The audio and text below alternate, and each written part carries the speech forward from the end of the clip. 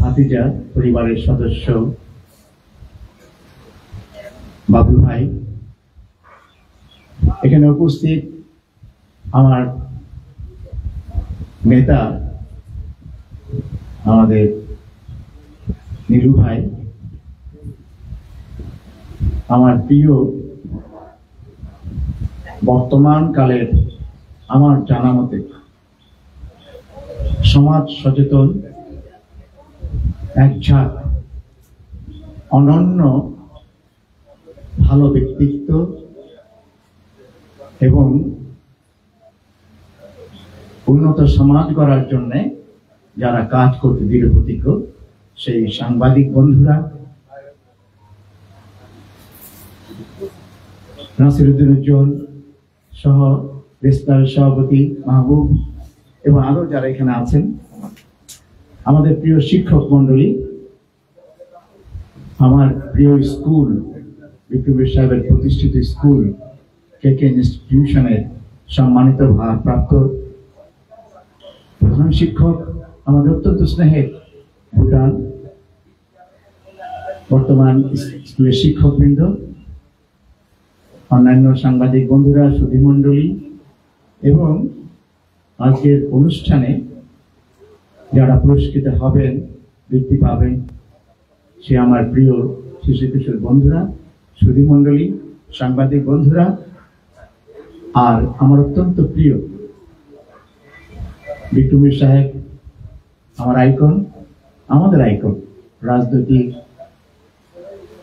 সমাজ দরদী, সাহিত্যিক, শিক্ষক, নিঃস্বার্থ দেশপ্রেমিক, সমাজের সবচেয়ে সাধারণ মানুষ এবং উপরতলার মানুষের সাথে যিনি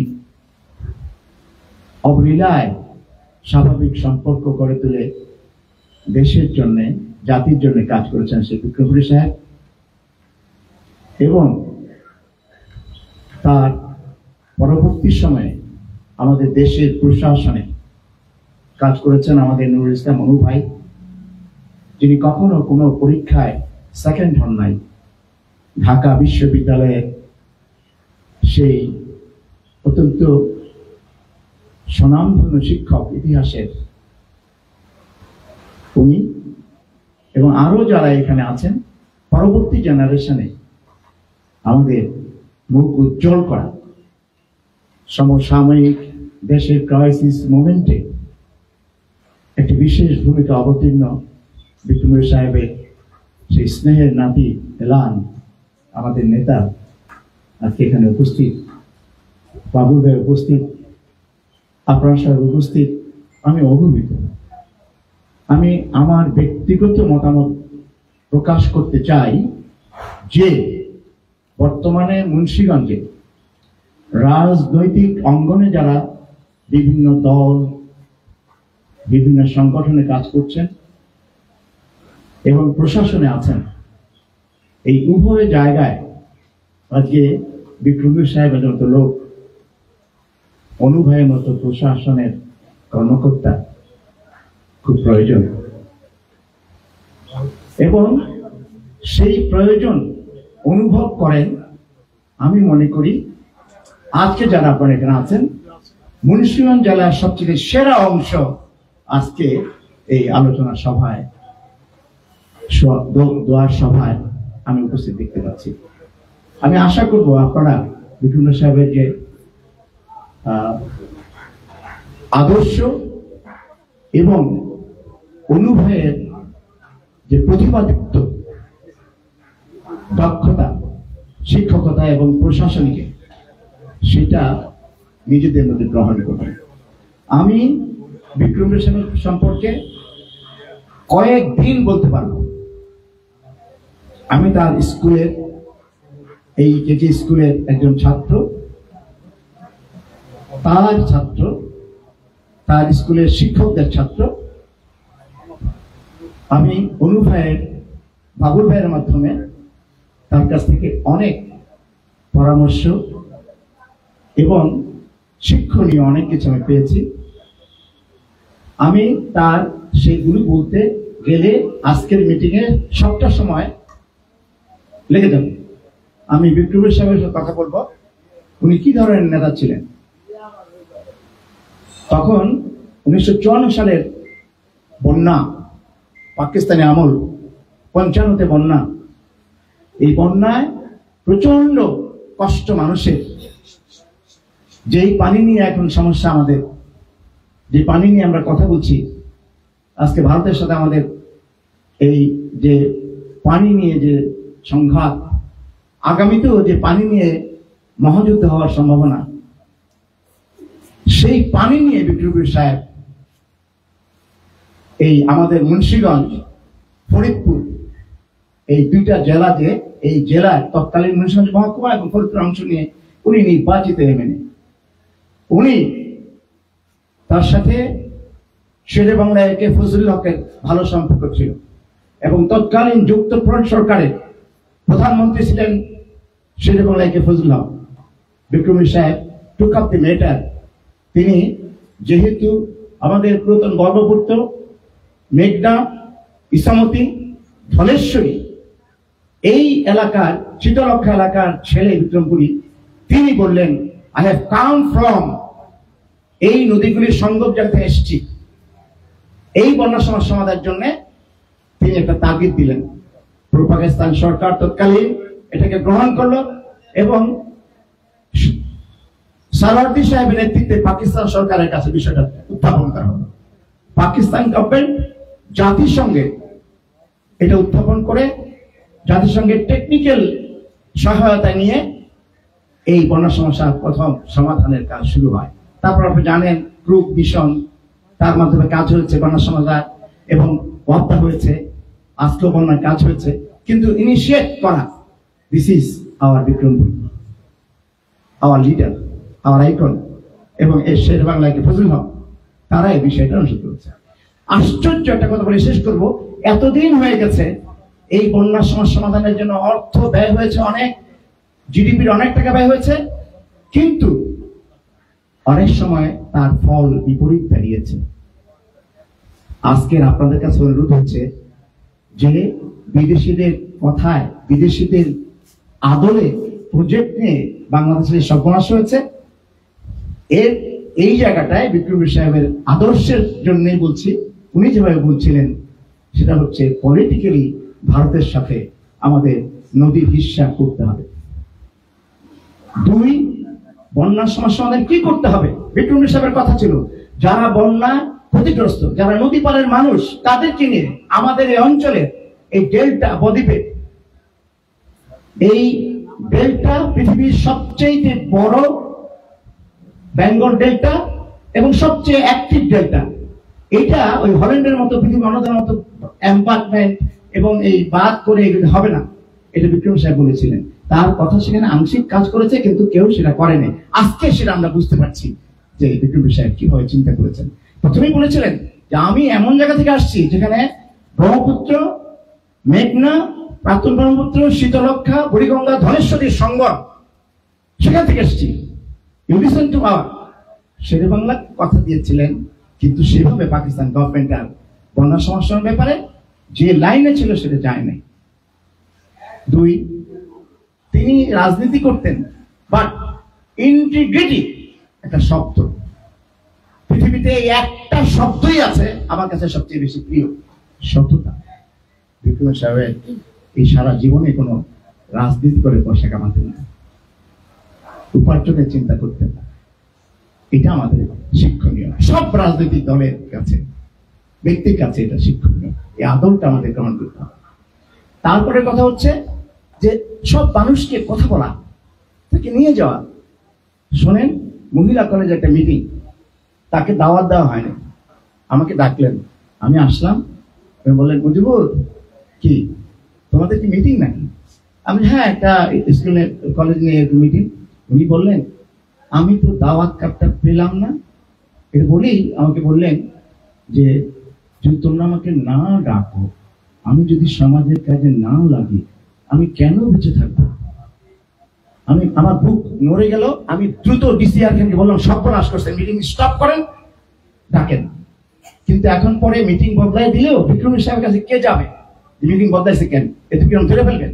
তারপরে আমি গিয়ে বললাম যে দাদা এই মিটিংটা খোঁজাই দিয়েছে, আপনি চিঠি পাবেন। উনি চোখ মুছলেন, অর্থাৎ উনি বললেন আমি কেন বেঁচে থাকবো সমাজের কোনো কাজ না লাগে।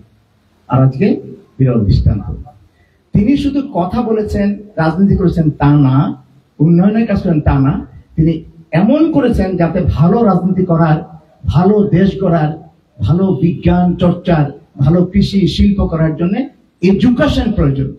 উনি সবখানে এডুকেশনের যে স্কুল কলেজ করার জন্য এই ঘরোয়া কলেজ, এই তখনকার নিয়া শেরে বাংলা মেয়ের জামাই, তারপরে কেজি স্কুল করা, হাই স্কুলে শিক্ষকতা করা এবং মহিলা কলেজ করা, এখানে ল কলেজের ব্যাপারে সব কাজে। অর্থাৎ তিনি জানতেন যে রাজনীতি করার জন্য, দেশ গড়ার জন্য কথা না, জ্ঞান অর্জন করতে হবে, তার জন্য তিনি এগুলিও করেছেন।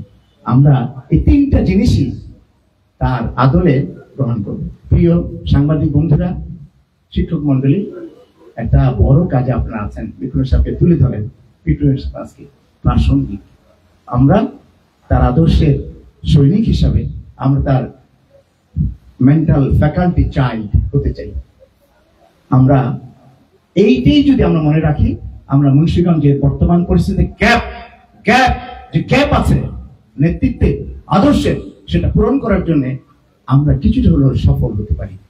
আর একজন ব্যক্তিত্ব আমাদের অনুভাই জীবনে কোনদিন সেকেন্ড হবে। মানে উনি বলতেন আমার মাথায় যে মেধা আছে, মস্তিষ্ক আছে, এটাকে আমি সোনা কাজে লাগাবো। আমি আমার কাছে সবচেয়ে বেশি চাইবো, not to teachers, not to others, আমি আমার কাছ থেকে আদায় করব। এইটা আমার একটা বড় শিক্ষা। এই শিক্ষায় তিনি জীবনে সেকেন্ড হনে। তিনি আবু সাইদ চৌধুরী প্রেসিডেন্টের যখন প্রথম সেক্রেটারি ছিলেন, দায়িত্ব পালন করেছেন, এবং বঙ্গবন্ধু যখন তখন দায়িত্ব পালন করেছেন, এবং সবখানে তিনি যোগ্যতা পরিচয় দিয়েছেন। একটা পেশাদার, দক্ষ প্রশাসনিক কর্মকর্তা যে রাষ্ট্রের জন্য কত গুরুত্বপূর্ণ হতে পারে এবং কত বেশি উপকার লাগে, এটা বুঝেছিলেন তিনি, এবং অনুভাই সেখানে সফল। আমাদের আজকে যারা আমলা ডিসি আছেন, ওদিক আছেন সেদিক আছেন, তারা যদি এটাকে ফলো করতেন, তাহলে আমরা এই বিক্রমপুরের ছেলেটার এই দৃষ্টান্ত দিয়ে গ্রহণ করতে পারব। উনি শিক্ষক হিসেবে ঢাকা ভার্সিটিতে ইংলিশের ইতিহাসের শিক্ষক ছিলেন। উনি ঢাকা ভার্সিটি শিক্ষক থাকা অবস্থায় আমার নেতা সাবেক পূর্তমন্ত্রী মোস্তফা জামাল হায়দার তার ছাত্র ছিলেন। তিনি বলতেন যে তোমাদের অনুভাই কি যে পড়াতেন এটা বলার নেই। উনি পরে এক সময় সম্ভবত কিশোরগঞ্জে কিছুদিনের জন্য মফস্বলের অভিজ্ঞতা নেওয়ার জন্য কিশোরগঞ্জ কলেজে শিক্ষকতা করেছিলেন। তখন তার ছাত্র ছিল আমাদের সাবেক প্রেসিডেন্ট আব্দুল হামিদ স্যার, আমার এই অনুভাইয়ের ছাত্র ছিলেন। তো আমরা এগুলি খুঁজে বের করতে হবে, তাহলে তো আমাদের প্রেরণা আসবে। এবং তিনি জীবিত অবস্থায় আমাদেরকে বেগে যেভাবে কথা বলতেন। আমি একটা কথা বলি, শেষ করব। আমি উপজেলা চেয়ারম্যান হয়েছি, তো অনুভাই সবাই আমাকে চেয়ারম্যান করেছে, কিন্তু অসুবিধা আমি এই উপজেলা চালাইতে গিয়া ওই প্র্যাকটিস বন্ধ হয়ে যায়, কাজকর্ম করতে পারি না। তাহলে আর্থিক সমস্যা, বউ পালতে হয়, নানানকের সমস্যা, বাপ মা আছে। তো অনুভাইকে নিয়ে মানে বাবুল ভাইকে অনুভাইয়ের পাশে গেছি, তুমি কেমন আছো, প্র্যাকটিস করো। আমি প্র্যাকটিস করবো না, কোনো এই যে এত কাজ উপজেলা আমি তাকে জানতাম না। তো অনুভাইকে বলে, এই ওকে দেখতে হবে তো, ওরা যে ভালো করে কাজ করছে, ওর সদস্য কাজ করতেছে, কি করবা। পরের দিন অনুভাই তার অফিসে নিয়ে, পুরানি অফিসে আমাকে 5,000 টাকা দিয়ে বলে, তোমার প্র্যাকটিস তো করতে পারতেছ না মজিবুর, এত কাজ উপজেলায়, তুমি কাজ করো, এটা আসলে বড় কাজ এবং আমাদের খুব ভালো হচ্ছে, গর্ব হচ্ছে। উনি কি দায় করছে যে উপজেলার চেয়ারম্যানকে পালবে, টাকা দিবে অনুভাইয়ের কথায়। কিন্তু এটাই আমাদের কাজ, এটাই আমাদের অনুভাই, এটা আমাদের বাবু ভাই। আমি আর কথা বাড়াবো না। আমি আপনাদের যদি সবাই মিলে বিক্রম সাহেবকে, এখনকার প্রাসঙ্গিক বিক্রম সাহেবকে এবং অনুভাইকে যদি আমরা সামনে নিয়ে আসি, তাহলে আমরা উপকৃত হব, আমাদের জেনারেশন হয়ে। আপনাদের সকলকে আমি ধন্যবাদ জানিয়ে আমার বক্তব্য শেষ করছি। বাংলাদেশ চিরজীবী হোক। অনেক ধন্যবাদ অ্যাডভোকেট মুজিবুর রহমান বীর মুক্তিযোদ্ধার চমৎকার বক্তব্য প্রদানের জন্য। সম্মানিত উপস্থিতি, এই পর্যায়ে বক্তব্য প্রদান করবেন খুবই সংক্ষিপ্ত আকারে বর্তমান প্রেস ক্লাবের সভাপতি জনাব বাসিরউদ্দিন জুয়েল।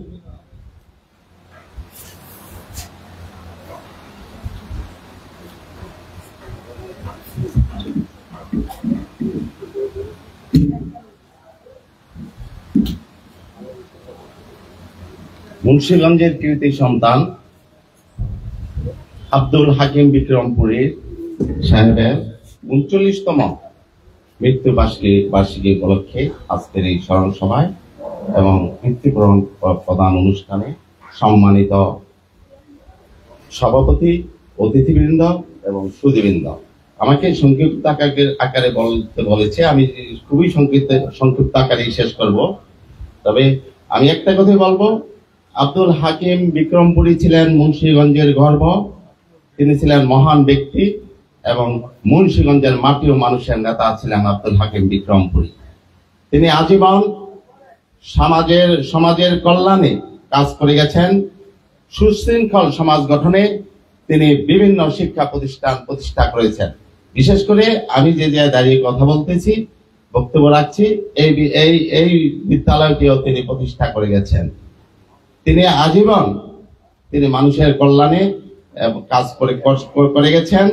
আমি বলবো, যে অবদান রেখে গেছেন আব্দুল হাকিম বিক্রমপুরী, সেটা চিরস্মরণীয় হয়ে থাকবে এবং তার যে অবদান রেখে গেছেন সেই অবদানের ধারাবাহিকতা রক্ষা করা গেলেই আমি বলবো যে আব্দুল হাকিম বিক্রমপুরীর কে শ্রদ্ধা জানানো হবে, তাকে সম্মান করা হবে। আমি এই বলেই আমার সংক্ষিপ্ত বক্তব্য আমি শেষ করছি।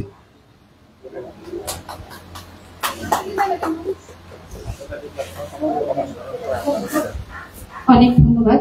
সম্মানিত সুধীমণ্ডলী, আমাদের মাঝে আমাদের প্রধান অতিথি কিছুক্ষণের মধ্যে উপস্থিত হবেন। এই পর্যায়ে বক্তব্য প্রদান করবেন আব্দুল হাকিম বিক্রমপুরী স্মৃতি সংসদের সাধারণ সম্পাদক জনাব জয়নাল আবেদিন।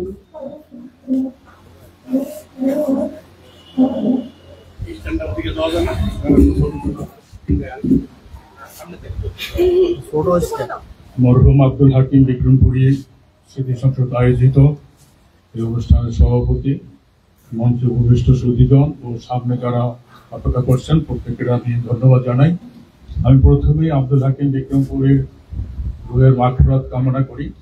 তার সুযোগ্য ভাতিজা জনাব নুরুল ইসলাম ও নূর রুহের মাগফিরাত কামনা করি এবং বিক্রমপুরের স্মৃতি সংসদের প্রতিষ্ঠাতা সাধারণ সম্পাদক পরে সভাপতি হাওলাদার আব্দুল রাজ্জাক স্যারের রুহের মাগফিরাত কামনা করি। বিক্রমপুরী সাহেব সম্পর্কে যে বক্তব্যগুলো দেওয়া হয়েছে তা খুবই যথার্থ। তিনি ছিলেন প্রকৃত অর্থে যে মাটি ও মানুষের নেতা। নিজের চিন্তা কোনোদিন করেনি, সবসময় সমাজ, দেশ, শিক্ষা প্রতিষ্ঠান, লাইব্রেরি এগুলো করেছে। আমি তাকে একটা বৃদ্ধ বয়সে তার সাথে আমার পরিচয়। আমি দেখতাম যে দূরের আত্মীয় না, তারপরেও সে বিয়েতে গেছে। বিয়েতে গিয়ে নিজে খায় না, কিন্তু সবার খাওয়া দাওয়া ঠিক মতো হয়েছে কিনা এই বৃদ্ধ বয়সে সেটা সে তদারকি করছে। আমি যখন মুন্সিগঞ্জে ছিলাম 84-85 সালে, আমি প্রায় প্রতিদিন বিকেলে তার কাছে আসতাম। আমাকে দিয়ে অনেক কিছু লেখে, অমুকের চিঠি লেখো। শুধু একটা কথা বলে আমি শেষ করব। তার এক আত্মীয় বেকার আমাকে একদিন ধরলো যে ভাই ওর একটা চাকরি দিতে হবে। আমি বললাম যে আমি তো চাকরি দিতে পারবো না, আপনি এমডি কে একটা চিঠি লিখে দেন। এমডি হলো ডক্টর এম রাহিম। উনি 60-61 সালে মুন্সিগঞ্জের এসডু ছিল। ওই রহিম সাহেব এসডু এমডি তোমাদের, হ্যাঁ, সে একটা চিঠি লিখে দিল। চিঠিটা নিয়ে আমি এমডি সাহেবের স্টাফ অফিসারের কাছে দিলাম, আর ওই সাথে দরখাস্তটা, এবং 1 সপ্তাহের মধ্যে সেই ছেলে চাকরি হয়ে গেল। এই যে দেখেন একজন সিএসপি, সে কত আগে এখানে কাজ করেছে, বিক্রমপুরী সাহেবকে ভুলেনি। আমি একবার এই অনুষ্ঠানে আমাদের ইসেকে নিয়ে আসছিলাম, এখানে এসেও ছিলাম, পরে চিফ ইলেকশন কমিশনার ছিল। কাকে? মুজিব ভাই, আবু হেনা স্যারকে। আবহাওয়া স্যারকে যখন আমি বললাম যে বিক্রমপুরী সাহেবের মৃত্যুবার্ষিকীতে স্যার আমরা একটা বৃত্তি দেই, কোনো আলোচনা হয়, আপনি যাবেন, এক বাক্যে রাজি হল এবং বিরাট সমাবেশ হয়েছিল। এবং তিনি অনেক কথা বলছেন, তিনি অনুভাইয়ের কথা বলেছেন। অনুভাইয়ের বাবা মাঝে মাঝে আসতেন, উনি যখন এসডিও আলাপ করতেন। নুরুল ইসলাম অনুভাইয়ের সাথে আমার কতটা পরিচয় হয়নি, শুধু একটা অনুষ্ঠানে আমরা খুব কাছাকাছি ছিলাম। আমার সম্পাদনায় কিংবদন্তি পুরুষ আব্দুল হাকিম বিক্রমপুরী একটা বই করেছিলাম। এই বইয়ের প্রকাশ অনুষ্ঠানে অনুভাই ছিলেন এবং তিনি এত খুশি হয়েছিলেন যে কাকার উপরে একটা কাজ করলাম। কিন্তু দুর্ভাগ্য হলো যে ওই কাজটা করার দায়িত্ব আমি একজনকে দিয়েছিলাম। আমি অনেকগুলো টাকার বিজ্ঞাপনও সংগ্রহ করে দিয়েছিলাম। 200 কপি দেওয়ার কথা, আমার 30 কপি দিয়ে ভাগছে, যে জন্য কপিগুলো পায় নাই সব। এই হলো অবস্থা। তবে আমি বলবো যে যারা বৃত্তি পাইছ তারা লেখাপড়া করতে হবে। ওই যে নুরুল ইসলাম মনুর মতন ছাত্র হইতে হবে, জীবনে সেকেন্ড হয়নি। এবং সচিব হয়েছেন, কত গুরুত্বপূর্ণ পদে কাজ করেছেন, এরকম হইতে হবে। যেমন আমি সর্বশেষ ইসি ছিলাম, ওর নাম কি, ইসলামী ব্যাংকের পরিচালক ছিলাম 8 বছর।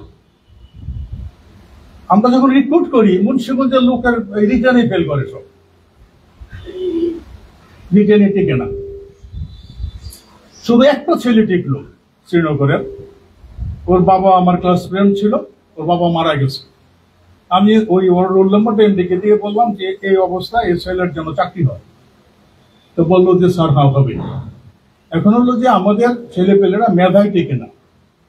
নুরুল ইসলাম অনু পাকিস্তান আমলে সিএসপি হয়েছে, আর এখন বিসিএস পরীক্ষায় কজন মুন্সিগঞ্জ থেকে আসে। আমরা বিক্রমপুর ফাউন্ডেশনের হচ্ছে গড্ডালিকার বৃত্তি বন্ধ করে দিয়েছি।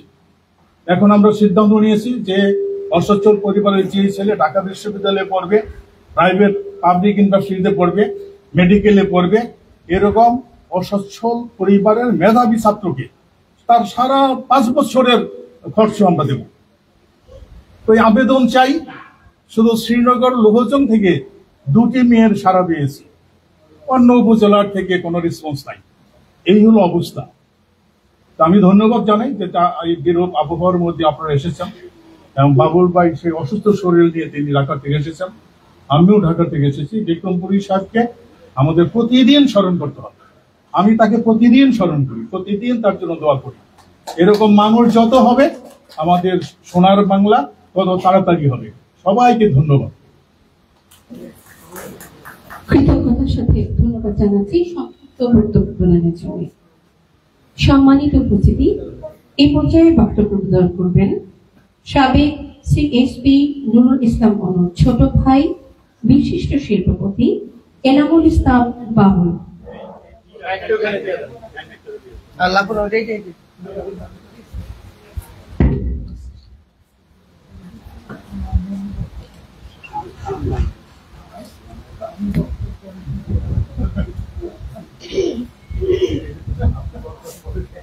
সম্মানিত উপস্থিতি, আমাদের মাঝে উপস্থিত আছেন আমাদের বিক্রমপুরী সাহেব। ওনার অন্ধের দৃষ্টি একজন নাতি ছিলেন।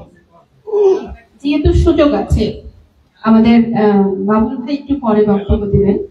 তো নাসিরউদ্দিন এলান ভাই, এলান ভাইকে উনি হাতে হাতেই রাখতেন, লাঠির মতো পড়তে বসাতেন, চোখে চোখে রাখতেন, কতটুকু খাবেন, কতটুকু পড়বেন, কোন জামা কাপড় পরবেন। দাদা তো খুব ছোটখাটো ছিলেন, এলান ভাইও ছোটখাটো, আপনারা সবাই চেনেন। দাদার মতো অনেক বেশি সমাজ সেবকের কাজে করতে না পারলে উনি কিন্তু করে যাচ্ছেন। বর্তমান সরকারের আমলে অনেক কর্মসংস্থানের ব্যবস্থা করে দিয়েছেন, করে যাচ্ছেন। অনেক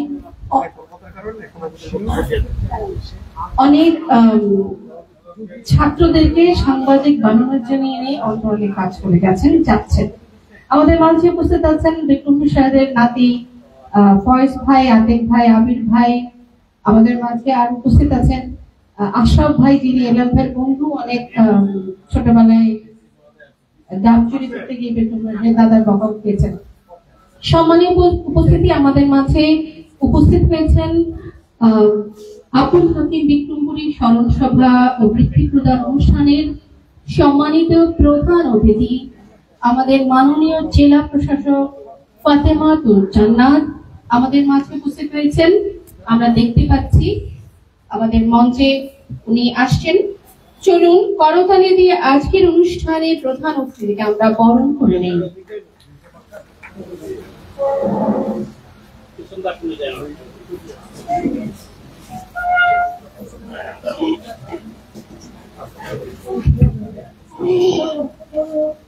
সম্মানিত সুধী, মুন্সিগঞ্জের কৃতি সন্তান রাজনীতিবিদ, সমাজসেবক ও সাহিত্যসেবী আব্দুল হাকিম বিক্রমপুরীর ৩৯তম মৃত্যুবার্ষিকী উপলক্ষে আমাদের আজকের অনুষ্ঠানে প্রধান অতিথি হিসেবে আসন গ্রহণ করছেন মুন্সিগঞ্জ জেলার মাননীয় জেলা প্রশাসক ফাতেমাতুল জান্নাত। আমি ধন্যবাদ জ্ঞাপন করছি আমাদের মাঝে উপস্থিত হওয়ার জন্য। এই পর্যায়ে বক্তব্য প্রদান করবেন সাবেক সিএসপি নুরুল ইসলাম অনুপ ছোট ভাই, বিশিষ্ট শিল্পপতি এনামুল ইসলাম বাবুল মহোদয়কে বক্তব্য প্রদানের জন্য বিনীত অনুরোধ করছি।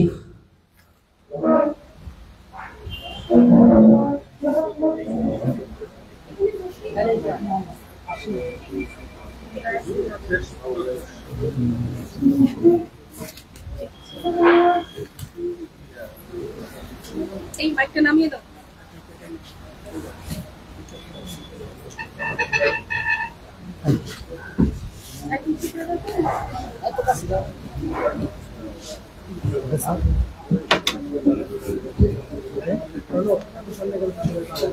বিসমিল্লাহিররহমানিররহিম। আসসালামু আলাইকুম। আব্দুল হাকিম বিক্রমপুরী সাহেবের ৩৯তম মৃত্যুবার্ষিকী উপলক্ষে আয়োজিত এই স্মরণ সভার সম্মানিত সভাপতি,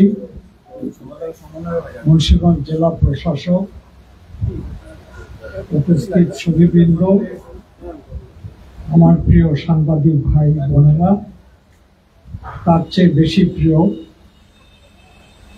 ছাত্র ছাত্রীরা, শিক্ষকরা তো তাদের অবস্থানে আছেন। বক্তৃতা দেওয়ার তো এখন আর সময় নেই, এমনি অনেক সময় পার হয়ে গেছে। জেলা প্রশাসক সাহেব ব্যস্ততার কারণে উপস্থিত হয়েছেন, তারপরেও ওনাকে অসংখ্য ধন্যবাদ জানাই। ধন্যবাদ জানাই আপনাদের সবাইকে, সাথে সাথে আমার এবং আমাদের পরিবারের সবাই থেকে কৃতজ্ঞতা প্রকাশ করছি।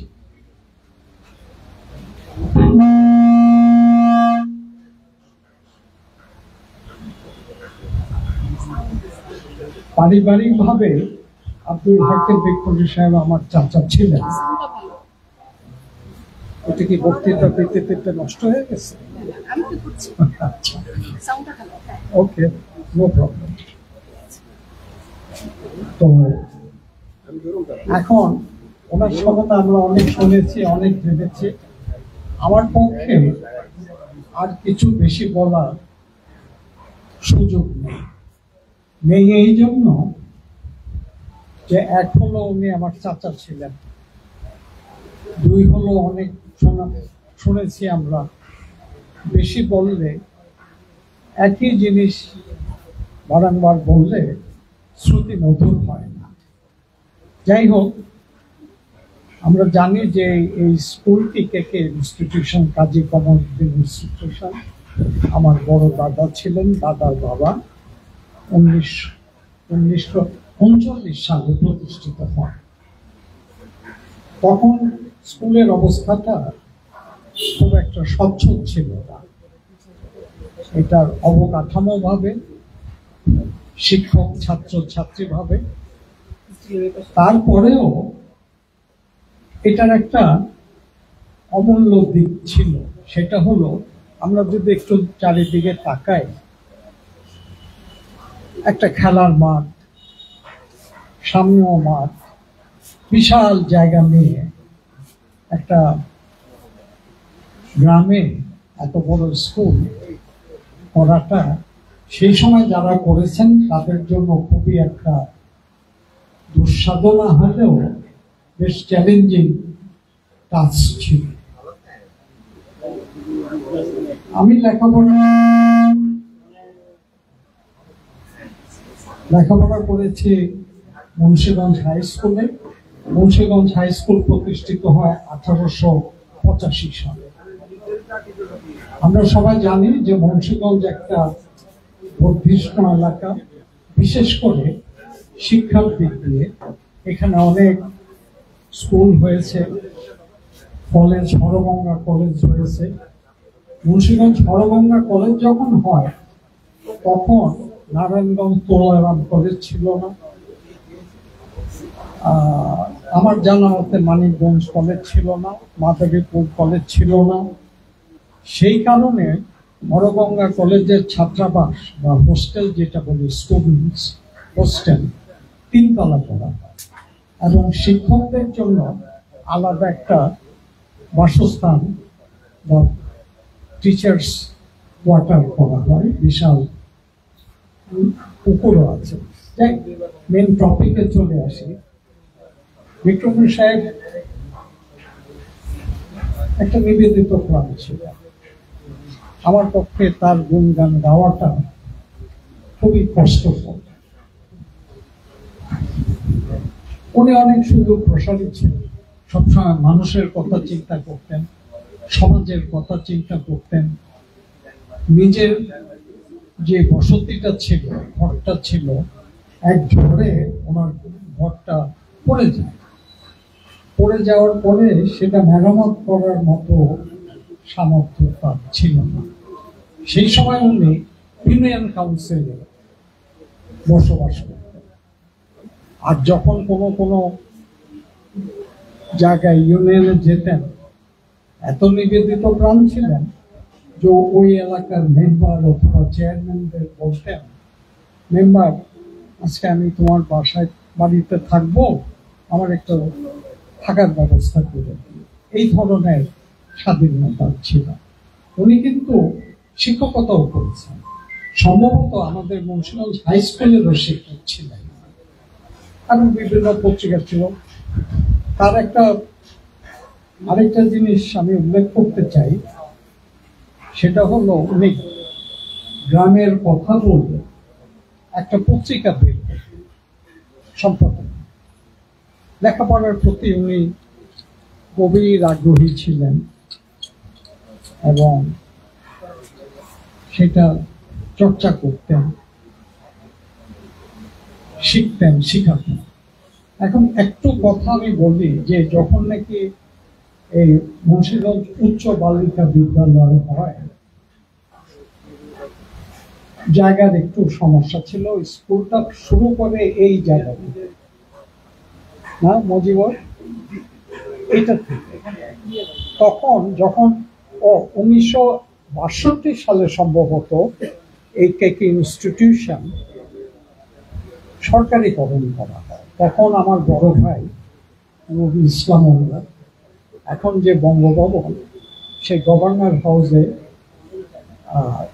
ডেপুটি সেক্রেটারি পদে ছিলেন। মুজিবুল হক সাহেব ছিলেন, উনি ওই গ্রামেরই জামাই, হাবিব আক্তার সাহেবের শিক্ষা সচিব।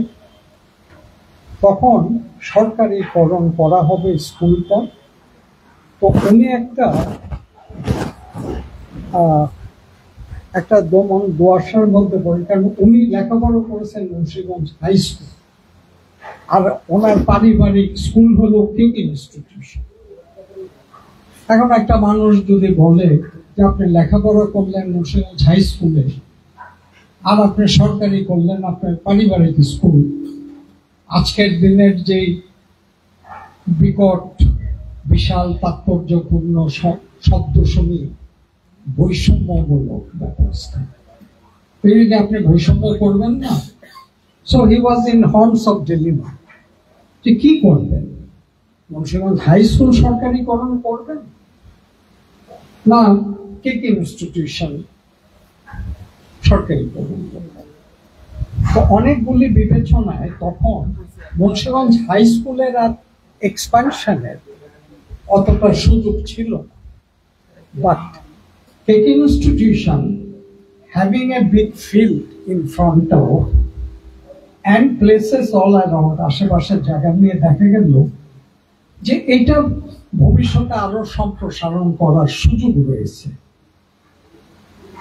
মানে কাঠামোগতভাবে, ফিজিক্যালি। তখন সেই বিবেচনায় উনি যখন আলাপ করলেন শিক্ষা সচিব সাহেবের সাথে, মুজিবুল হক সাহেব, উনিও সিএসপি ছিলেন, তো উনি বললেন এটা নিয়ে তুমি এত চিন্তা করছো কেন, এটা তো একটা ইম্পর্টেন্ট পয়েন্ট, যে তোমার ভুলে যাও তোমার এটা পারিবারিক স্কুল, ভুলে যাও তুমি কোন স্কুলে পড়েছো, তুমি দেখবে যে স্কুলের ভবিষ্যৎ সম্প্রসারণ করার জন্য, ছাত্র সংখ্যা আরো বাড়ানোর জন্য সুযোগ সুবিধা কোথায় বেশি পাওয়া যায় সেটা তুমি করে দাও। তখন সেটা 1962 সালে, হ্যাঁ, আরো পরে 64 অ্যারাউন্ড দ্যাট, না না 69 এরকমই হবে। তো যাই হোক, সেটা হলো। আচ্ছা, বিক্রমী সাহেবের কথা বলি। এই যে উচ্চ বালিকা বিদ্যালয় যেটা হলো, তখন এই ক্লাস শুরু হয়েছিল এই বিল্ডিংটা। এটা একটা প্রাথমিক বিদ্যালয়। কয় নম্বর এটা? এক নম্বর। যখন এটা সরকারিকরণ করা হলো, তখন উনি আমাকে একদিন ডাকলেন যে এখন তো এই বালিকা বিদ্যালয় এখানে রাখা যাবে না, কারণ এটা সরকারি হয়ে গেছে, আবার একটা স্কুল আছে, আমাদের একটা নিজস্ব জায়গা দরকার। এখন যে মুন্সিগঞ্জ উচ্চ বালিকা বিদ্যালয়, এটা একটা ধোবা বাড়ি ছিল। তখন জায়গার প্রতি মানুষের, সমাজের তথাকথিত বিত্তশালীদের একটা সুনজর থাকে, কিভাবে এটাকে নিজের সম্পত্তি করা যায়, ইত্যাদি ইত্যাদি। তখন উনি আমাকে বললেন যে আমরা এই জায়গাটা নিতে চাই, কিন্তু সমস্যা হলো আমাদের তো আর্থিক অবস্থা ভালো নাই, আমরা এটা রেজিস্ট্রি করার মতো টাকা না। তখন এইবারের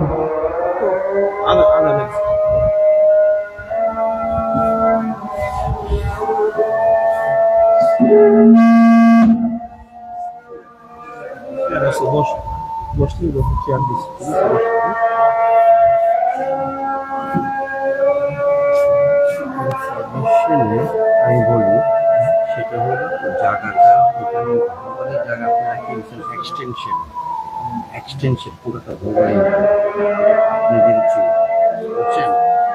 এই এক্সটেনশন